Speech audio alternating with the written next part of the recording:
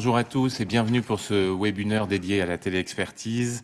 Ravi de vous retrouver nombreux sur ce nouveau format que nous essayons. D'habitude, ils étaient en soirée. Vous étiez plusieurs à nous dire à mi-journée sur l'heure du déjeuner, ça pourrait être pas mal. Donc voilà, on tente et on vous retrouve nombreux, on en est ravis. Emmanuel Bataille, directeur de l'URPS Médecins, je suis ravi de vous accueillir. Et avec moi pour animer ce webinaire, Nicolas Brugère, médecin généraliste à Bordeaux, élu à l'Union depuis 1994 et en charge de la commission e-santé. Voilà, merci Nicolas. Mais plusieurs médecins aussi sur place et autour de l'écran. Avec nous sur place, le docteur Franck Berger, néphrologue à Bordeaux. Bonjour, docteur Berger, néphrologue à Bordeaux, élu à l'RPS depuis presque 2 ans, coordonnateur des spécialités. Merci. À distance, le docteur Christophe Saint-Pastou, vous êtes médecin généraliste dans les Landes. Bonjour. Bonjour, oui, je suis installé depuis 1 an et demi en terre de Chalosse, dans un petit village de l'Ourcq. Merci bien. Le docteur Éric Parins, qui vient de nous rejoindre, cardiologue à Bordeaux. Bonjour. Bonjour. Docteur.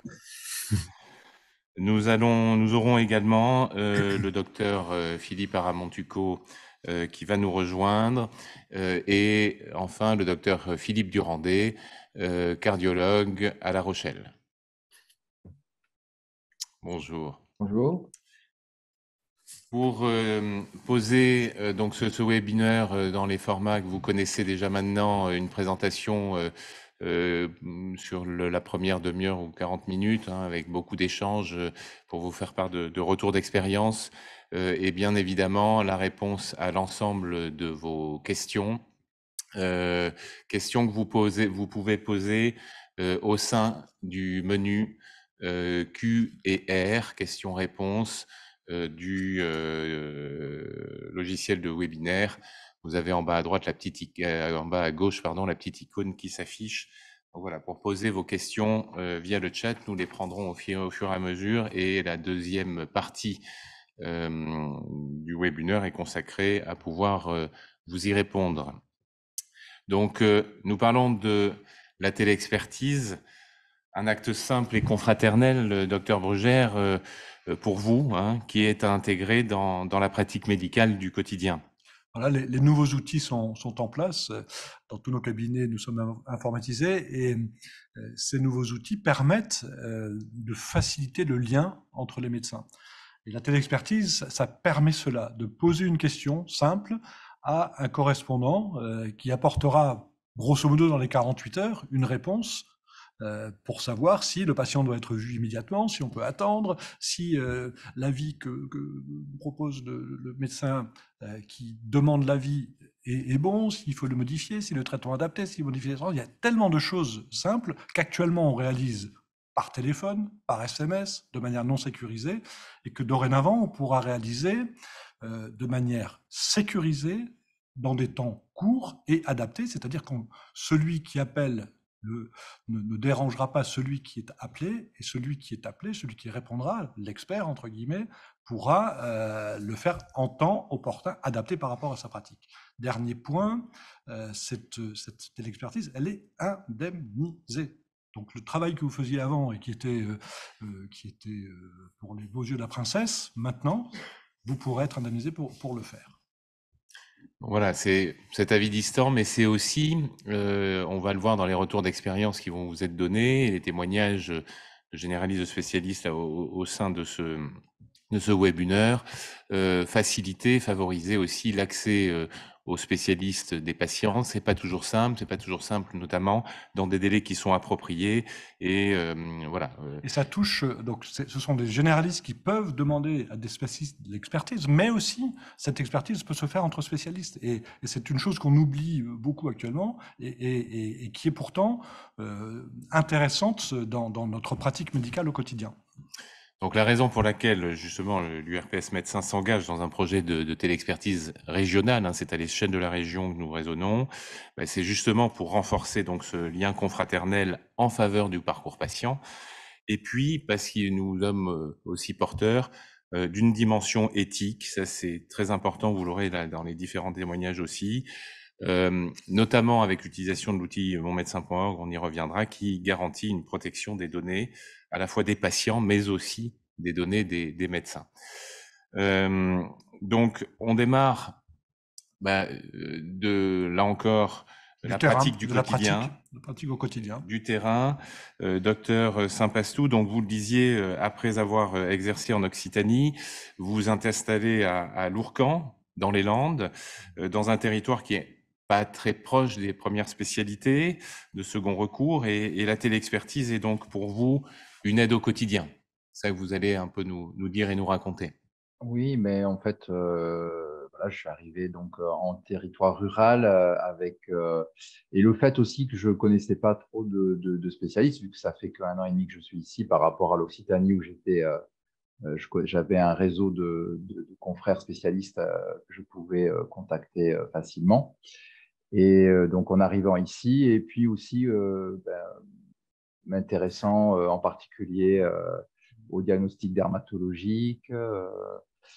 Donc, j'ai pu expérimenter la téléexpertise à travers de mon médecin.org en premier avec la dermatologie, où en m'équipant d'un dermatoscope et d'un système où je peux faire des photos avec mon appareil, avec mon téléphone sur ce dermatoscope, je peux envoyer des images à un dermatologue, surtout quand c'est une image dont je peux faire le diagnostic, je fais le diagnostic. Mais il y a des fois, j'ai un doute, et quand c'est ce doute-là, et donc je peux envoyer des images et demander un avis. Et c'est vrai que dans la majorité des cas, c'était des lésions cutanées qu'il fallait enlever rapidement. Et donc, du coup, ça permet aux spécialistes après de reconvoquer le patient directement. Donc, moi, j'ai un compte rendu de toute façon du spécialiste qui me dit, là, la lésion, ça pourrait être un carcinome. Et du coup, il contacte le patient, fait le diagnostic et le traitement dans des délais qui sont très rapides. Que si moi, je devais demander un avis, faire par lettre, demander un avis au dermatologue, déjà, je crois que j'ai des patients déjà essayé et c'est quasiment mission impossible parce qu'ils sont débordés. Christophe Saint-Pastou, ce que vous nous dites, c'est que donc il y a un outil informatique et qui est en fait facile d'utilisation, simple d'utilisation, et que vous pouvez vous adresser à différents dermatologues à condition qu'ils soient joignables Oui. par téléexpertise, c'est ça que vous dites? Oui, c'est ça. Donc, il y a plusieurs dermatologues, mais c'est vrai que moi, du coup, je fais souvent avec le même parce que on a créé un lien confraternel.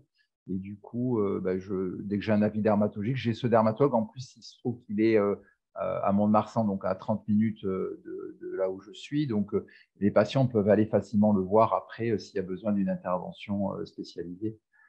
Mais vous venez de dire que ça crée un lien confraternel, c'est étonnant parce que on nous dit souvent la téléexpertise, c'est de l'outil, c'est du matériel et ça déshumanise la relation humaine. Vous dites non, ça m'a permis d'avoir du lien avec mes correspondants?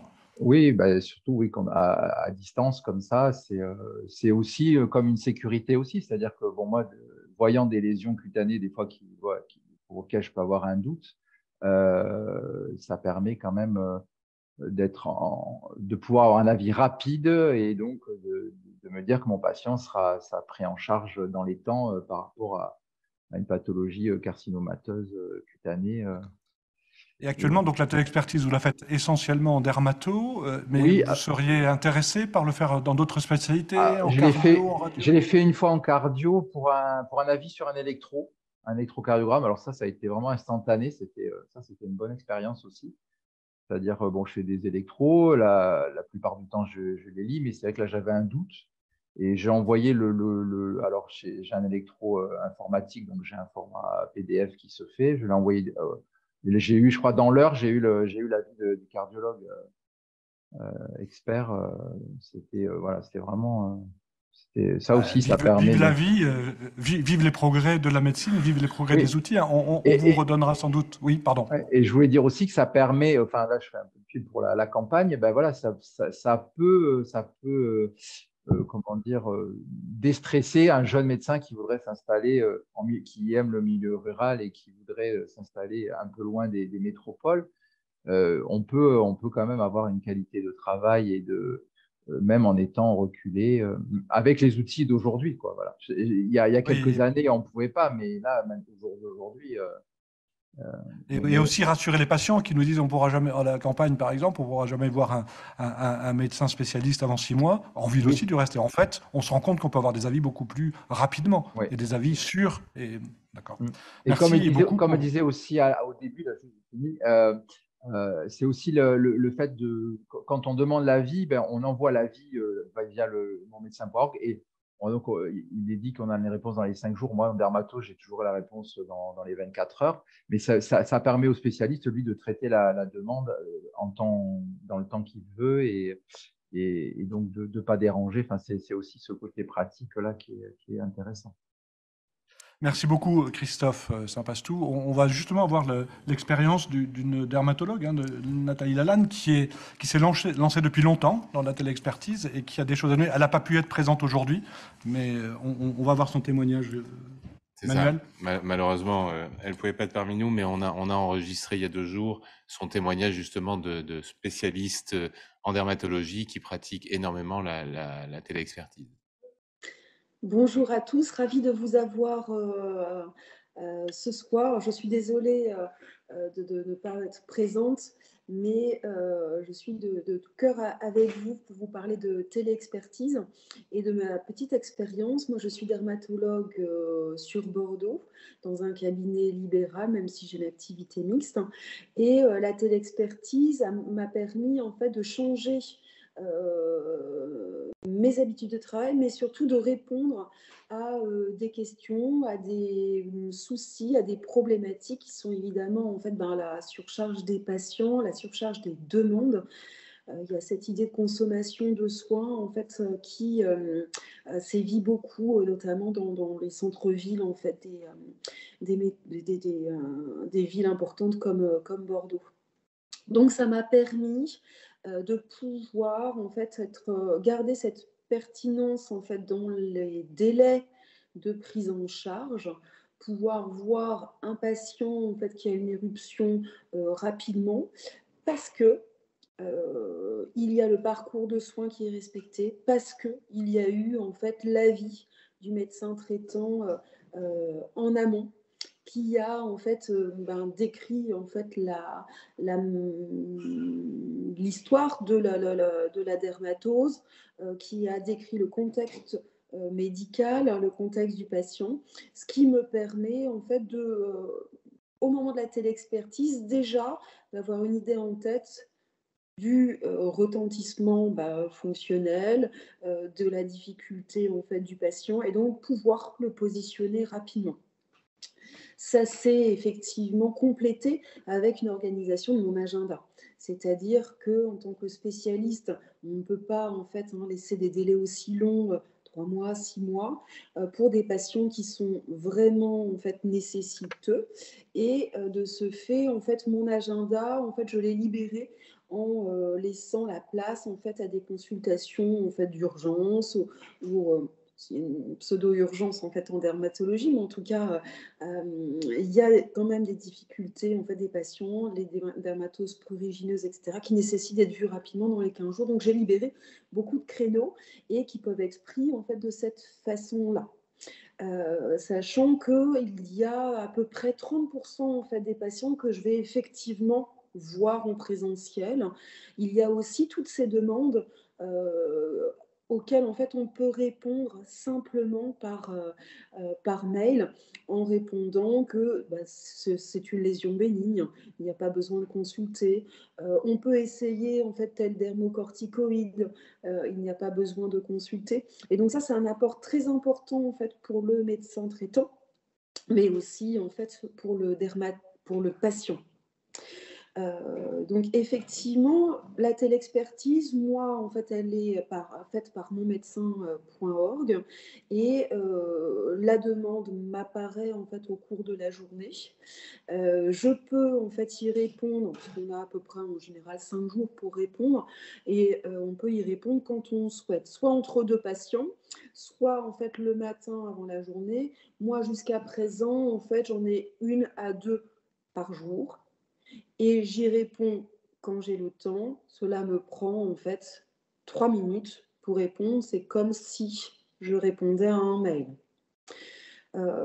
Ensuite, la gestion plus administrative, en fait, de la facturation, l'intégration, en fait, du dossier, dans mon logiciel, c'est mon assistante, en fait, qui réalise ces fonctions purement, administratives. Donc au final, en fait, pour vous libérer, en fait, du temps de parole et d'échange, c'est, en fait, permettre une confraternité entre nous, un compagnonnage, c'est-à-dire qu'on va, entre nous médecins, entre nous spécialistes, permettre, en fait, de communiquer plus facilement et c'est, du compagnonnage et de la confraternité, en fait, qu'on va, valoriser et c'est important dans notre quotidien. Je vous remercie et je vous souhaite une bonne soirée. Et donc, en téléexpertise, c'est des situations simples à chaque fois. Alors, en téléexpertise, vous avez un requérant, c'est le terme officiel, et un requis. Le requérant, c'est celui qui demande, le requis, c'est celui à qui on demande l'avis. Mais si la personne à qui on demande l'avis, le requis trouve que c'est une situation complexe, il répond non. La téléexpertise, ça ne peut pas être des situations complexes qu'on résout. C'est plutôt des situations simples ou des avis complémentaires dont on a besoin. Et puis, souvent, Nathalie Lassalle nous le dit, ça l'aide à organiser aussi ses consultations. Ça l'aide à organiser, savoir si le patient, il faut le recevoir dans la semaine, dans les 15 jours, dans le mois, et c'est aussi aidant pour cela. Mais en tout cas, la téléexpertise, ça forcément concerne des situations simples ou des avis, mais jamais de situations complexes. Un médecin requis ne doit pas accepter de situations complexes en téléexpertise. On va basculer vers vous, docteur Berger. En néphrologie également, la téléexpertise apporte de réels services à vos correspondants, vos patients, mais aussi, on l'évoquait dans les avis, également, vous allez, je crois, nous parler de l'adressage. Oui, alors effectivement, en néphrologie, on vient de mettre le formulaire en ligne. Donc pour l'instant, on en a discuté avec certains de mes collègues néphrologues de Bayonne notamment et aussi sur Bordeaux. Même si je suis le seul inscrit pour l'instant, c'est ouvert à tous les néphrologues qui le souhaitent. Et la problématique initiale, c'est de pouvoir rendre service aux médecins traitants, voire à d'autres confrères spécialistes, sur le degré d'urgence d'un avis néphrologique, parce qu'il arrive fréquemment que le patient doive contacter nos secrétariats. La néphrologie, c'est assez obscur pour les patients. Ils savent pas trop ce qu'ils amènent. Protéinurie, oui. Combien? Est-ce qu'il faut aller vite, pas vite? Donc, moi, je pense que c'est un outil très important et utile à tous pour nous permettre à nous déjà, je pense que médico-légalement, avoir une trace d'un avis demandé, c'est important pour le médecin requérant. Et puis, pour le requis, lui permettre de planifier des examens complémentaires et proposer au médecin traitant, en l'occurrence, un bilan de débrouillage sur des urines de 24 heures ou pas, une échographie simplex ou un Doppler, et puis nous, après, programmer sur des plateaux techniques plus lourds si on a besoin d'autres examens radiologiques, biologiques, voire une biopsie rénale, parce que c'est un peu la question. Donc, on espère que ça va se développer via monmédecin.org avec d'autres confrères néphrologues qui le souhaitent pour non seulement répondre aux médecins traitants, mais entre spécialistes aussi, ou biologistes et médecins. Enfin bref, ça paraît avoir toute son utilité dans notre domaine où les demandes sont importantes et où nos plannings ne nous permettent pas de répondre à tout dans des délais raisonnables. Voilà ce que je voulais dire. Donc nous les généralistes, on a vraiment, ça nous aiderait beaucoup de pouvoir avoir cette possibilité d'expertise avec vous. Mais chez les néphrologues, pour parler de la téléexpertise entre spécialistes, vous voyez quel type de spécialité, de quels avis d'autres spécialistes, par exemple, vous auriez besoin? Cardiologue, diabétologue, après chirurgien vasculaire, mais c'est les disciplines avec lesquelles, et radiologue. Ouais. Savoir si un Doppler nécessite un complément angio-IRM pour des trucs un peu plus pointus, mais les spécialistes avec qui on travaille au quotidien, c'est les cardiologues et les endocrinos. Et on voit donc comment la téléexpertise pourrait créer de l'interactivité, facilitant les échanges et facilitant le suivi du patient. Oui, alors quand on est sur un plateau technique, on a accès à tous ces spécialistes-là, mais si c'est pas le cas, ça permet aussi de tracer dans nos dossiers ou avec des confrères en ville, de dire j'ai demandé un avis, il m'a été répondu ça, je le fais, j'adresse, s'il faut adresser, on le voit en présentiel. Je pense, comme disait Nathalie, qu'en gros, 30% des demandes nécessiteront une visite, une consultation physique. Et le reste peut-être une consultation physique, mais à plus long terme, avec un bilan de débrouillage qui aura très bien pu être fait par le médecin traitant ou le confrère spécialiste en ville. et pour pouvoir avancer dans des délais et puis se tenir au courant de l'évolution d'un dossier. Il y a un des gros avantages de la téléexpertise, c'est que les choses sont écrites et du reste, Ouais, moi, je du pense coup, que- elles sont tracées et tous ces échanges qu'on avait par téléphone, on ne sait pas trop, là, Eh c'est oui. tracé. Tout à fait. Et médico-légalement, ça peut avoir un impact. C'est-à-dire que si on vous répond, bon, c'est pas urgent, ça peut attendre 2-3 mois le temps de faire un bilan complémentaire, ou alors devant une protéinurie massive, ben, on le voit dans la foulée, la biopsie est faite dans la quinzaine, quoi. Merci beaucoup. Voilà. Merci. Merci de ces témoignages. Donc voilà, l'URPS, une fois de plus, porte ce projet régional de téléexpertise auquel, bien sûr, sont invités à participer tous les généralistes de région, mais aussi donc toutes les autres spécialités, qui soient, une fois de plus, comme on vient de le voir, dans une situation de répondant, de requis, donc pour employer le terme précis, mais aussi potentiellement de demandeurs, de requérants. Je me tourne vers une autre spécialité clinique où la téléexpertise fonctionne bien, c'était évoqué tout à l'heure par Christophe Saint-Pastou, la cardiologie. Docteur Philippe Durandé, vous nous en parlez, vous nous en dites quelques mots? La cardiologie est un des domaines utilisant le plus la téléexpertise. Dans le recueil d'expériences publiées, nous trouvons plusieurs thèmes. Le principal, et le docteur Saint-Pastou l'a dit, c'est l'électrocardiogramme. Souvent, il s'agit d'un patient qui n'est pas en infection de longue durée, pour un problème d'aptitude sportive, pour un problème d'atypie électrocardiographique, de troubles du rythme, à condition qu'il ne s'agisse pas d'une tachycardie à complexe large symptomatique, évidemment, ou même non symptomatique, qui relève de l'urgence. Il peut aussi s'agir d'une surveillance de traitement, et en particulier en surveillant l'intervalle QT, quand il y a un traitement par psychotrope, par méthadone, par anticancéreux. L'une autre indication, c'est une adaptation de traitement, en alternative à la consultation ou à la téléconsultation, quand il s'agit d'une question simple d'adaptation de traitement, d'un traitement antihypertenseur ou d'insuffisance cardiaque, par exemple. Ça permet d'avoir une réponse rapide et adaptée. Il peut s'agir d'un avis sur un délai de consultation auprès d'un de ses participants habituels. Et enfin, il peut s'agir de tout autre sujet, et Nicolas l'a abordé, il peut s'agir d'une relation interspécialiste ou d'une relation avec un hyperspécialiste. Dans tous les cas, la réponse est rapide, avec une question simple et bien formulée, un délai raisonnable, mais pas dans l'urgence. Il peut s'agir de ses correspondants habituels, ou on peut ouvrir le panel à tous les médecins spécialistes de Nouvelle-Aquitaine. Monmédecin.org donne accès à une maquette simple en répondant à quelques questions sur le terrain et sur les symptômes, en joignant les éventuels documents. On peut faire appel aux cardiologues de toute la région de Nouvelle-Aquitaine, on l'espère, après qu'une lettre de motivation soit envoyée prochainement pour augmenter le panel. C'est vrai, il est réduit actuellement de correspondants. Toutes ces données demeureront des informations non commerciales.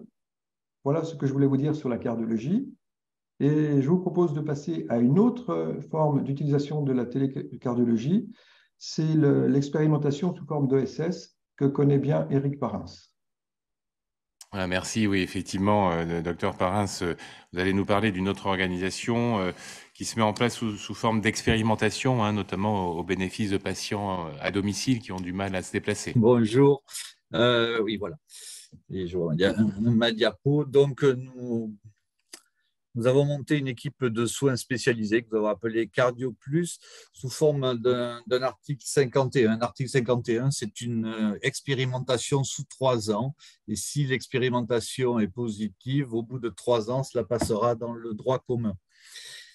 Le but de l'équipe de soins spécialisés est de répondre aux besoins en cardiologie des patients qui n'ont justement pas accès au cardiologue.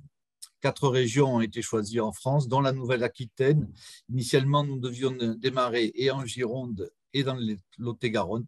Finalement, ça sera pour l'instant que pour 1 an dans le Lot-et-Garonne, puis on va l'étendre pour les 2 autres années à la Gironde. Donc, le requérant est un médecin traitant. Ça peut être une infirmière, un directeur d'EHPAD qui a un patient qui n'a pas accès au cardiologue. Et à ce moment-là, nous allons proposer 4 types de réponses, de la téléconsultation, de la téléassistante, de la télécardiologie augmentée et la téléexpertise. Donc, le but, la téléexpertise est un des outils qui va nous permettre de répondre aux questions. Alors, c'est exactement les mêmes. On répond aux mêmes questions qu'a énoncé déjà Philippe Durandet. Et le but est donc d'apporter la présence des cardiologues aux patients isolés qui n'en ont pas. Voilà, donc c'est un outil très. Ça fait partie du panel d'outils dont nous allons nous servir dans l'équipe de soins spécialisés. Voilà. Merci beaucoup, parce que donc là, on voit que donc, la télexpertise est utilisée dans la pratique quotidienne, mais aussi dans des éléments et dans des éléments expérimentaux, pilotés par l'assurance maladie et d'autres. Et ça, c'est intéressant aussi, parce qu'on voit que ça peut se développer. Et j'ai une question à vous poser à tous les deux. C'est donc Philippe Durandet a dit tout à l'heure, je travaille avec mes correspondants essentiellement. Alors, je pense que c'est plus facile de travailler avec un correspondant, peut-être plus facile de travailler avec un correspondant qu'on connaît, mais on a aussi besoin de cette expertise à distance avec des gens qu'on ne connaît pas. Dans cette relation aux requérants qu'on ne connaît pas, vous sentez plus de difficultés ou au bout du compte, ça revient au même? Alors, il y a une question qui est posée, on apporte une réponse. Pour l'instant, l'expérimentation débute au début mai, donc là on verra, mais moi ça ne me pose aucun problème que la question vienne d'un confrère que je connaisse ou ne connaisse pas. C'est l'intitulé de la question et le patient qui est derrière qui est important, et je ne vois pas pourquoi ça me gênerait d'y répondre, et je pense que l'expérience aidant, ça va apporter de la confraternité avec des médecins très éloignés de chez moi, puisque nous, on débute sur Fumel. Fumel, c'est 6000 cardiaques sans cardiologue. Ouais, c'est ça. Et Philippe Durandet, c'est sur cet avis-là? Oui. Non, si la question est bien formulée, qu'on n'oublie pas des choses importantes, ça pose aucun problème. On répond vite et bien et on avance. Mais il faut que ce soit bien rempli, c'est une condition sine qua non. Et donc la télexpertise, on reste dans le cadre de la téléexpertise, c'est-à-dire qu'on ne répond pas à l'urgence et des questions simples, mais tout ce qu'a dit Philippe auparavant. Donc la téléexpertise, c'est pour les correspondants qu'on connaît, mais aussi ceux qu'on ne connaît pas, et ça peut être vraiment du coup très aidant de cette manière-là. Et ça veut donc dire qu'il faut qu'on recueille des listes ou des volontariats de médecins spécialistes qui veulent bien être requérants sur un système organisé de téléexpertise un système organisé de téléexpertise régional que peut piloter l'URPS. À partir du moment où les gens auront vu qu'on répond à leurs questions rapidement et efficacement, ça devrait prendre sans problème. Donc effectivement, on voit avec le témoignage du docteur Parins que ça ouvre aussi à des idées plus larges de prise en charge avec des dispositifs un peu plus approfondis. Donc là, c'est une expérimentation effectivement pour l'instant sur un territoire lointain, avec effectivement des territoires où il y a besoin de renforcer l'offre dans certaines spécialités, une fois de plus l'avis distant, mais aussi l'adressage de patients un peu passé par de la téléexpertise. Là encore, Nathalie Lalanne en parlait tout à l'heure largement sur la partie dermato, et c'est ça qui est très important parce que sur la description de la clinique, pouvoir véritablement donner un rendez-vous dans les délais appropriés. Le docteur Berger en parlait, et je me tourne vers vous, docteur Aramontuco. C'est également un des axes qui vous anime en termes au niveau de l'imagerie, vous et vos confrères qui vous lancez effectivement aussi sur la téléexpertise. Est-ce que vous pouvez nous donner vos orientations sur la partie imagerie? Bien sûr, l'imagerie doit être une composante importante dans le développement de la téléexpertise. Il y a plusieurs niveaux. Alors pour l'instant, ça n'existe pas, en tout cas chez nous, mais je crois que c'est quelque chose vraiment à inventer et à mettre en place, et ce d'autant que finalement, quand on regarde notre exercice quotidien, on se rend bien compte que sans faire de téléexpertise, on passe une partie de nos journées, ou en tout cas très souvent, à donner finalement un avis, si ce n'est d'expert, en tout cas un conseil sur un examen approprié par téléphone entre deux examens, ce qui est toujours perturbant, ce qui fait perdre du temps à la fois aux requérants et aux requis.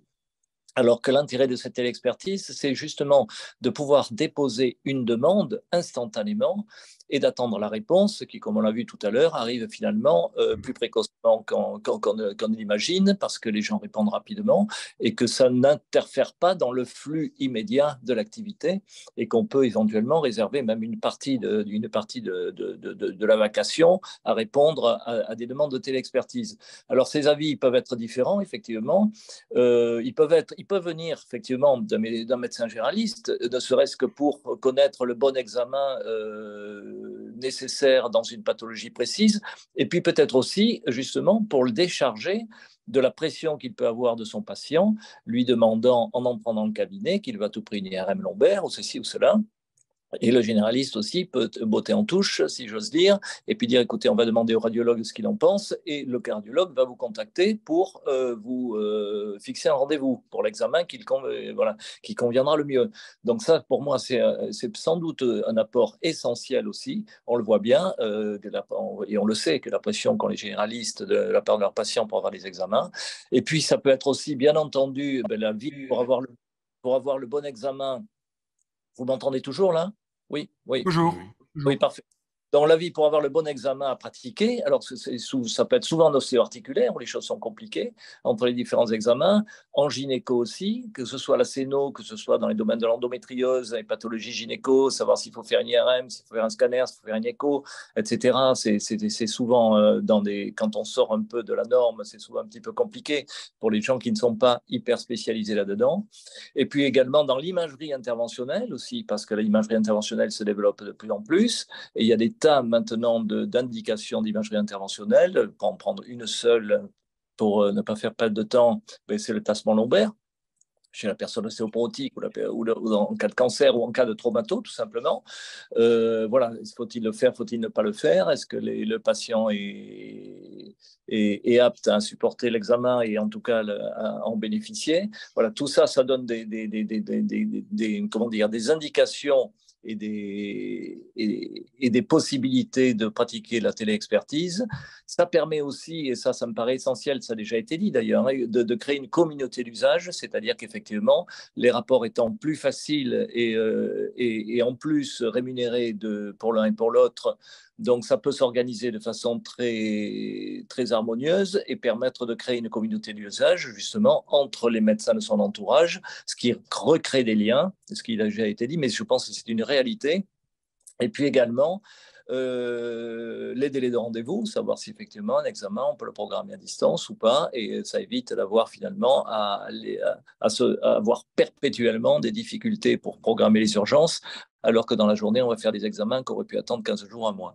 Voilà, donc pour toutes ces raisons, je pense qu'il faut vraiment que les radiologues s'intéressent à la téléexpertise, ce qui leur facilitera leur boulot, leur journée, et en même temps rendra service aux patients et aux correspondants.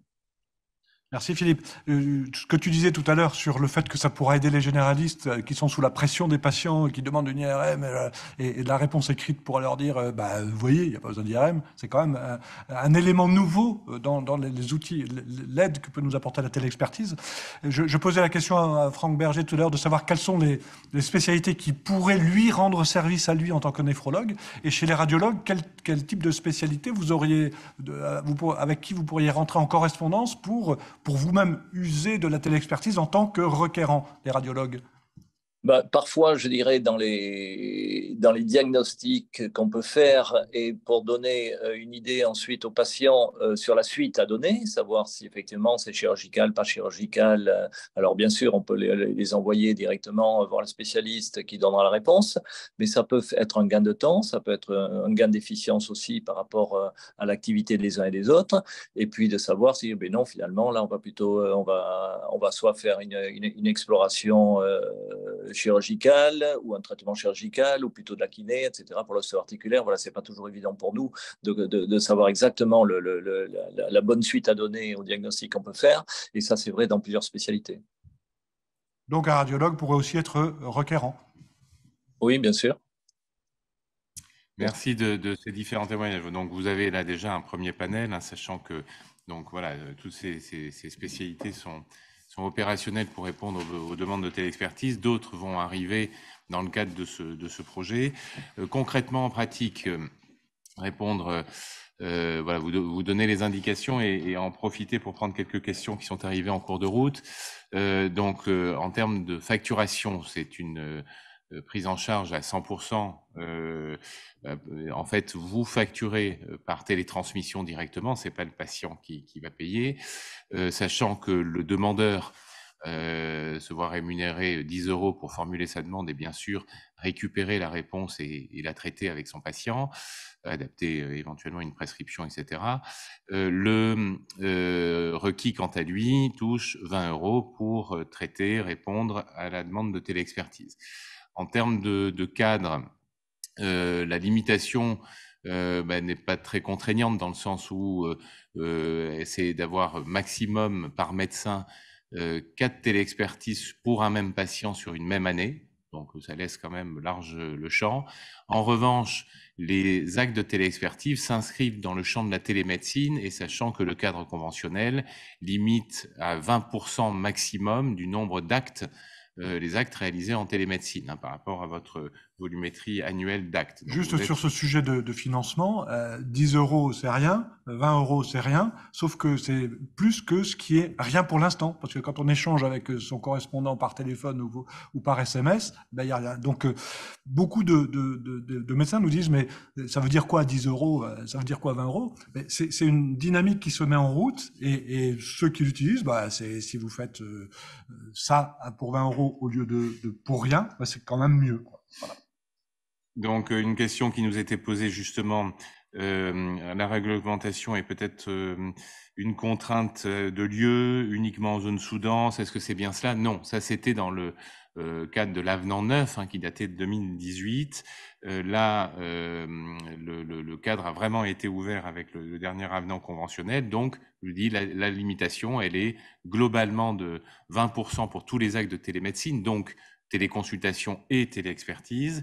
Et elle est limitée, elle est ouverte à tous les patients des territoires, vos patients habituels, les patients de vos correspondants de proximité, même en zone surdense, si tant est qu'il y en ait, mais également des patients vivant dans des zones plus éloignées, en ruralité, etc. Est-ce que c'est possible, autre question, au sein d'un établissement de santé? Aujourd'hui, on donne beaucoup d'avis téléphoniques, oui, et dans le cadre du projet régional que nous menons, en partenariat avec l'Agence régionale de santé, j'en redonnerai quelques indications un petit peu plus tard, c'est un projet essentiellement d'essence libérale. L'idée est de mobiliser et d'offrir ce service aux libéraux de la région, mais avec bien évidemment la logique du parcours de soins qui est de pouvoir bien évidemment solliciter également dans la boucle et bienvenue à tous les hospitaliers spécialistes qui peuvent effectivement rentrer dans le dispositif à nos côtés. On en sera ravis, on attend que ça. C'est déjà le cas d'ailleurs sur certains territoires. Donc voilà, les contraintes réglementaires, quelles évolutions? Aujourd'hui, le cadre est donné, il va peut-être évoluer dans les prochains mois. Quelques questions sur la facturation, justement, puisqu'on est là-dessus, je les prends au pied levé. Donc aujourd'hui, la facturation est faite, là encore, ça a pas mal évolué dans le temps, par le requis directement et par le requérant, chacun pour sa partie. Mais le requis, celui donc qui spécialiste qui va répondre, doit effectivement indiquer l'identification bien sûr du patient, donc avec un outil justement structuré, contrairement à de la messagerie où on pense pas forcément à mettre toutes les données. Un outil structuré de téléexpertise et mon médecin.org par exemple, comme on va le voir dans un instant, vous permet de véhiculer l'ensemble des données d'identification du patient nécessaires à la facturation, mais aussi l'identification du professionnel requérant. Cette identification était basée sur le numéro ADELI jusqu'à il y a quelque temps. Aujourd'hui, c'est suffisant encore pour pouvoir numéro ADELI ou RPPS pour facturer, mais effectivement, les conditions un peu viennent de changer, où il va falloir véhiculer le numéro assurance maladie. Donc voilà, le champ est prêt pour pouvoir transférer cette information. Il faut juste effectivement bien penser. Mais pour être clair, ça veut dire que l'outil doit transporter toutes ces informations. C'est pas au requis ou au requérant de noter à la main les informations. À terme, c'est cela à quoi on va aboutir. Effectivement, si on doit passer 3 minutes d'avis d'expertise et puis 10 minutes pour noter les données administratives, ça ne va pas fonctionner, quoi. Bon, le temps passe vite, juste en termes pour pouvoir démarrer. Concrètement, donc voilà, il faut se mettre sur un outil structuré, c'est vraiment notre recommandation. Pour votre information, ce projet est donc régional en partenariat avec l'Agence régionale de santé, où nous enclenchons un volet technologique de manière à ce que, à prendre quand même quelques mois, une petite année on va dire au moins, puisse être mise en place une plateforme d'interopérabilité qui permettra, à partir de vos logiciels de cabinet, de faire une recherche d'experts et d'enclencher une demande de téléexpertise.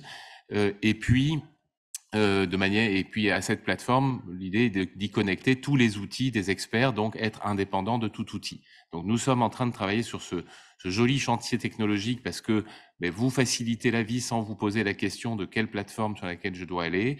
Maintenant, voilà, le temps que ce projet se mette en œuvre à l'échelle de la région Nouvelle-Aquitaine, parce que c'est un projet néo-aquitain, nous avons l'outil monmédecin.org qui vous permet, une fois de plus, de démarrer dès aujourd'hui. On va vous montrer là une démonstration. Une demande de téléexpertise, c'est fait en 1 minute, chrono en main, c'est ce que vous allez voir. Et pour répondre à vos questions, Benoît Casabon de la Société Avis de Santé est présent. Donc, je vous propose que l'on regarde ça. Donc voilà, je suis sur le formulaire de demande de téléexpertise. Je recherche un spécialiste, donc je choisis une spécialité, éventuellement une surspécialité.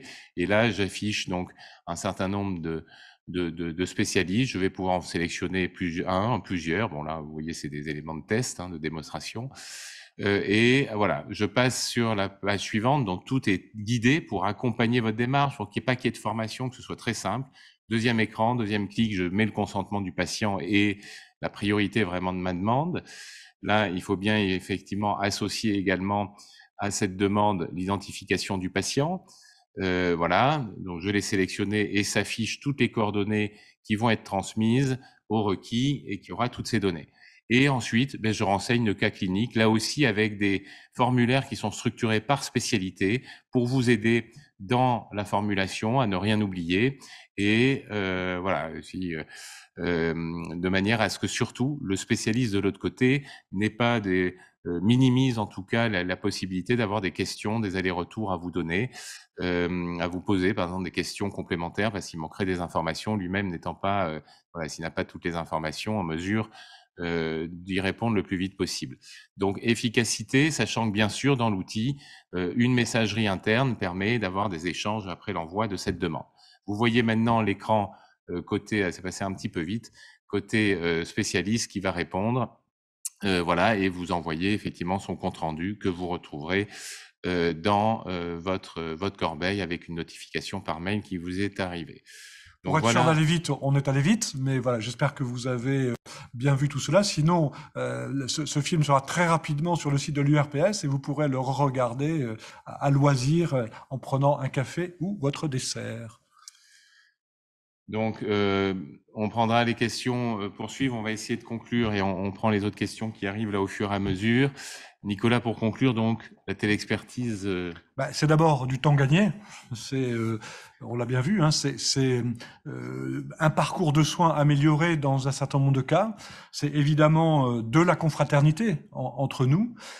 C'est de la solidarité, quand on l'a vu, de la simplicité. Toutes les situations complexes doivent être éliminées, de la sécurité, puisque tout est sécurisé dans les échanges qu'il y a, qu'ils soient écrits ou que ce soit des images qu'on transmette, et puis une valorisation, la valorisation intellectuelle d'une part, parce que comme dans la régulation au centre 15, on est sur de la clinique et on est sur de l'esprit qui travaille, là on a toute une dimension intellectuelle sur une question qui est posée et c'est notre expérience qui permet d'apporter la réponse, et puis c'est une valorisation financière, elle n'est pas élevée pour l'instant, mais elle est déjà ça, et puis si ça marche bien, on verra que ça se valorisera de mieux en mieux. C'est un engagement dans le temps et pour l'amélioration de la qualité des actes, mais ce n'est pas, et ça veut résoudre les problèmes d'isolement, ce n'est pas de la complexité, et là il est vraiment demandé à tous les médecins requis de refuser. Si c'est trop complexe, on ne peut pas faire de la téléexpertise. On pensait que c'était déshumanisant, mais Christophe Saint-Pastou nous a dit tout à l'heure qu'il avait créé des liens de sympathie avec les correspondants. Donc voilà, et puis c'est surtout pas de l'urgence. Si c'est un problème d'urgence, ça se résout différemment. Merci Nicolas. Donc, comment démarrer demain? Ben, une fois de plus, là, ce qu'on vous suggère, c'est de partir sur monmedecin.org, voilà, qui nécessite de s'inscrire parce que tout ça, effectivement, on le disait, dans un cadre médico-légal et de sécurité conforme à tous les réglementations en vigueur sur le traitement des données et l'hébergement de données de santé. Sachant qu'il y a un coût, hein, ça fait partie des questions là qui sont posées, quel est le coût d'accès à monmedecin.org pour le requérant et pour le requis. Donc, pour le requis, c'est l'abonnement standard qui permet de bénéficier de l'ensemble de la suite de télémédecine. C'est un abonnement qui coûte 30 euros. Voilà, 30 euros par mois, 360 euros par an, quasiment couvert à 100% par la ROSP, qui est une fois de plus disponible pour toutes les spécialités. Mais qui ne sert pas qu'à la téléexpertise, hein. On peut utiliser l'agenda, de faire de la téléconsultation et fluidifier nos parcours de soins aussi avec cela. C'est ça. Et pour le requis, c'est gratuit. S'il ne souhaite pas, une fois de plus, prendre l'abonnement pour bénéficier des différents services, il s'inscrit uniquement comme requérant à la téléexpertise et il a un abonnement gratuit. Sachant que vous avez le QR code à l'écran ou l'adresse mail, les équipes de Benoît Casaban, monmedecin.org, donc sont disponibles derrière pour vous épauler dans cette inscription si jamais c'était nécessaire, surtout vous assurer une aide au démarrage et à la formation. Voilà. Alors, quelques questions complémentaires, j'en profite. C'est une question notamment, pourquoi l'URPS n'utilise pas les compétences des professionnels des solutions de téléexpertise pour pouvoir se concentrer sur la structuration de l'offre, référencement des professionnels de santé et promotion de la téléexpertise. Et deuxième question, monmedecin.org était opérationnel pour utiliser l'INS. Donc, monmedecin.org, oui, est structuré pour utiliser l'INS, mais en phase d'homologation Ségur, c'est-à-dire qu'on n'a pas l'identification forte de l'INS. Ça, c'est voilà, les démarches sont en cours, mais c'est des processus qui sont longs. Ça fait plus de 6 mois qu'ils sont dessus, mais tout est prêt pour et conforme. Sur la première question, pourquoi est-ce qu'on n'utilise pas les compétences et on part pas sur d'autres outils? Parce qu'il y a une demande d'abord des médecins généralistes de chercher à avoir un outil avec de multiples spécialités et donc voilà, on est dans une logique de changement de pratique, d'accompagnement de ce changement. Et si à chaque fois qu'un médecin doit se dire ah oui, je pourrais faire une demande d'expertise, mais par où je passe, par quel outil, etc.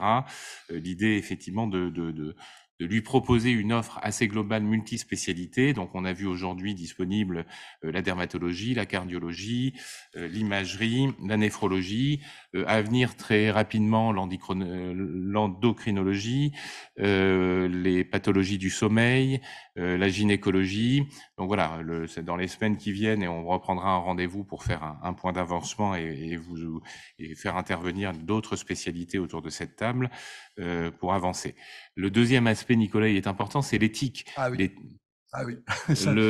Parce que effectivement, les données, non seulement déjà le coût, hein, une fois de plus, de cet abonnement, mais les données, vous avez, et ça c'est important pour vos patients, mais aussi pour vous, que les données qui sont stockées pour tous ces actes de télémédecine ne seront pas utilisées à des fins commerciales, ne seront pas utilisées, voilà, non plus pour développer des modules d'intelligence artificielle, parce que certains des éditeurs sont peut-être très accessibles, voire même gratuits en téléexpertise, mais nous on les a rencontrés et disent très clairement, nous avec Nicolas on les a vus et venir nous dire oui bien sûr que notre objectif c'est de développer de l'intelligence artificielle et de faire en sorte que demain notre moteur puisse répondre à la place des spécialistes dans 30% des cas. Effectivement, contrairement aux éditeurs qui ont des affinités, des finalités mercantiles, là c'est vraiment le contraire de la recherche mercantile qui est faite. L'objectif majeur, c'est la sécurisation dans tous les domaines, y compris des données, y compris des data.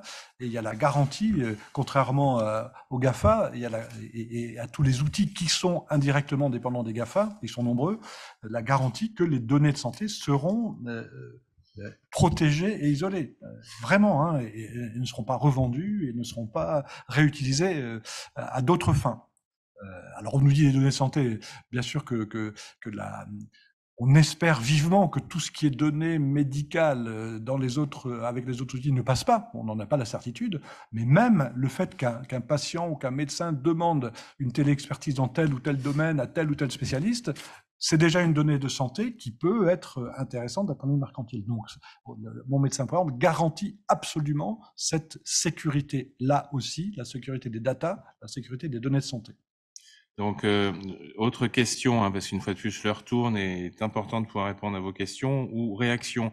Je remercie celui qui nous donne une précision, c'est effectivement ces informations de la CNAM là, sur l'identification du requérant pour le requis pour qu'il puisse faire sa facturation. Donc voilà, il nous précise, modification donc au niveau de la CNAM, pas besoin d'entrer de numéro d'assurance maladie du requérant.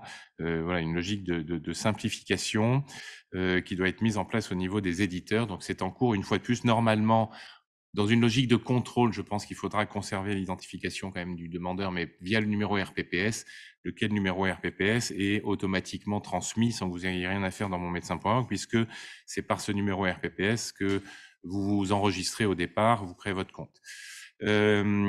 Autre question, pouvons-nous le même jour coter une consultation et une téléexpertise requérant type RQD?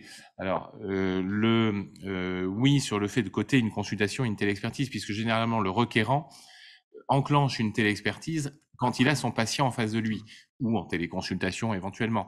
Et donc là, tout à fait, après le code RQD, j'avoue que je suis pas spécialiste du tout, donc on va prendre la question et on vous répondra. Joker pour cette question, cette deuxième partie de question. Je peux répondre un petit peu si vous voulez. Ah, volontiers. Docteur Saint-Pastou, je pourrais. Oui. Alors moi, je le fais.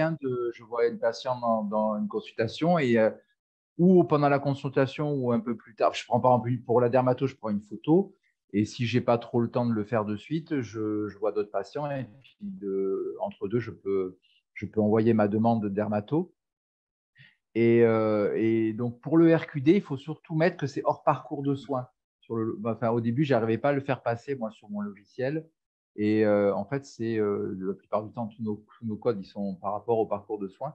Et pour que ça passe, il faut que ça soit noté hors parcours de soins. Et pour l'instant, je peux coter un acte de consultation plus un RQD. Je n'ai pas eu de problème pour le moment. D'accord, donc ça, ce sont les blocages administratifs de la Sécu. Si on est dans le parcours de soins, tu ne seras pas remboursé. Si tu es hors parcours de soins, tu seras remboursé. Alors qu'en fait, on est dans le parcours de soins. Bon, c'est sans doute quelque chose qui va être effacé dans le temps. C'est par rapport au logiciel, je crois, qui envoie pas la demande si on n'est pas dans le parcours. Enfin, parce que c'est un acte un peu particulier. On le fait aussi, il faut le mettre, c'est une exonération 3, exonération exceptionnelle pour avoir le 100%. Enfin, voilà, c'est pas encore. D'accord, donc peut-être que sur ces détails-là, on va affiner, et merci pour cette question précise, on va affiner les réponses et on les mettra rapidement sur le site de l'URPS et vous pourrez venir la chercher, tout le monde pourra venir la chercher. Hein. Autre question, est-il possible de remplir les champs du formulaire en dictée vocale? Donc, attention, hein, quand il y a des cases à cocher, etc., c'est pas toujours l'idéal. Après, une fois de plus, c'est pas tant le logiciel, c'est vous, si votre dictée vocale est associée à votre navigateur web, oui. De toute façon, nous avons aussi un système sur monmédecin.org qui pourrait être implémenté en dictée vocale, hein, mais voilà. Ce qu'il y a, c'est que nous sommes aussi en train de développer là une prochaine version qui permettra de faire ces demandes de téléexpertise à partir d'un téléphone. Alors c'est déjà possible, mais pas encore d'y ajouter une photo faite par le téléphone, ça va arriver très vite. À partir de là, quand vous êtes sur téléphone, vous êtes sur un champ, vous pouvez aussi dicter avec votre téléphone, etc. Et qu'on est dans les standards du web. C'est une application web, donc on est sur ces standards-là. Existe-t-il, j'en reviens aux éléments de facturation, une alerte si une 5e demande de téléexpertise est faite pour un même patient? Non, aujourd'hui il n'y a pas cette alerte, mais très bonne remarque. Et monmédecin.org est une application qui vit, évolue avec un comité utilisateur de médecins. Donc voilà, c'est justement pour prendre en compte l'ensemble de ces cas d'usage que nous cherchons à y répondre. Alors, comment faire au-delà d'une 4e demande pour un même patient sur une même année, hein, c'est bon, mais là, malheureusement, le cadre réglementaire est contraint. Normalement, vous pouvez toujours facturer, mais vous risquez effectivement d'avoir un indu là-dessus. Donc voilà, après, c'est reprendre un autre format sans être rémunéré. Pouvez-vous expliquer qui est Mon Médecin, société, association, etc. Alors, monmédecin.org est une plateforme de télémédecine et d'agenda qui a été réalisée par une société commerciale qui s'appelle Avis de Santé, qui est notre prestataire de l'URPS Médecin, mais monmédecin.org appartient à l'URPS Médecin de Nouvelle-Aquitaine. Et en tant que tel, nous, comme je disais, nous sommes garants déjà d'une évolution avec des groupes de travail par les médecins. L'application a été conçue par les médecins. Avis de Santé pourrait témoigner du cahier des charges lourd qu'on avait mis en place, que les commissions et que des élus de l'URPS ont mis en place. Et je confirme. Vous confirmez, Benoît? Je confirme, 100%. Ça a été long, ça a été de longues négociations, et puis on a un cadre qui est très précis, au bénéfice des professionnels de santé, des médecins, en particulier des médecins libéraux, et pour permettre un meilleur lien avec les patients. Mais et si je peux rajouter, voilà, si je peux rajouter un détail, il faut bien comprendre que, bien entendu, il n'y a aucun bénéfice sur cette plateforme, ce qui en fait justement une attractivité supplémentaire pour s'y abonner, puisqu'elle est bien évidemment bien moins chère que la concurrence, au moins aussi performante, elle appartient aux médecins, les données sont sauvegardées. Donc voilà, notre difficulté, nous, c'est la promotion de cette plateforme, mais qui a tout intérêt à être utilisée largement par les confrères. Oui, Philippe, et on pourrait dire que ça répond à une approche à but non lucratif. Et effectivement, c'est mis en place par l'URPS. Je rappelle que l'URPS vous appartient, vous tous, les médecins libéraux, vous cotisez chaque année, et c'est parce que vous cotisez qu'on a la possibilité de mettre en place ce type d'outil. On est vraiment dans cette démarche-là de plateforme à but non lucratif, au service des uns et des autres et à coût réel. Et du reste, on a aussi des négociations très sévères avec Avis de Santé pour que ça ne nous coûte pas trop cher. Voilà, vous confirmez, Benoît? Je confirme à nouveau. Donc voilà, vous avez tout dit. Effectivement, la dimension de propriété, de garantie des données, sur les données, d'éthique. Voilà, et donc d'où l'importance d'un outil qui vous apporte ces éléments-là. Dernier élément pour conclure, nous sommes arrivés au terme de ce webinaire. Une fiche pratique, là encore, vous avez un QR code, vous pouvez d'ores et déjà le flasher ou la récupérer dans les documents qui vont vous être envoyés à la suite à la fin de ce webinaire. Une fiche pratique sur la téléexpertise, très concrètement, comment y aller assez facilement. Voilà, et qui sera disponible également sur notre site web. Merci infiniment à tous. J'espère qu'on a pu vous apporter des éléments nouveaux sur la téléexpertise. J'espère qu'on vous a donné envie de pratiquer la téléexpertise ou comme requérant ou comme médecin requis. Et surtout, n'hésitez pas à vous mettre en lien avec l'URPS. N'hésitez pas à vous mettre en lien avec cette URPS qui vous appartient, l'Union régionale des professionnels de santé médecins libéraux de Nouvelle-Aquitaine, pour avoir des éléments complémentaires d'information, pour poser des questions et les réponses vous sont apportées. Et puis pour agir dans le domaine de l'expertise, mais dans plein d'autres domaines qui nous concernent tous, nous, les médecins libéraux. Merci en tout cas de votre présence et de votre écoute. À très bientôt. Le webinaire sera disponible en replay à partir de lundi prochain. Nous disons merci très à tous ceux qui nous ont aidés. Merci à Franck Berger, merci Philippe Paramontuco, merci Eric Parins, merci Philippe Durandet, merci Christophe Saint-Pastour, merci Benoît Casaban qu'on n'a pas beaucoup interrogé et merci à vous tous. Et bon appétit si vous avez le temps, sinon bonne activité cet après-midi professionnelle.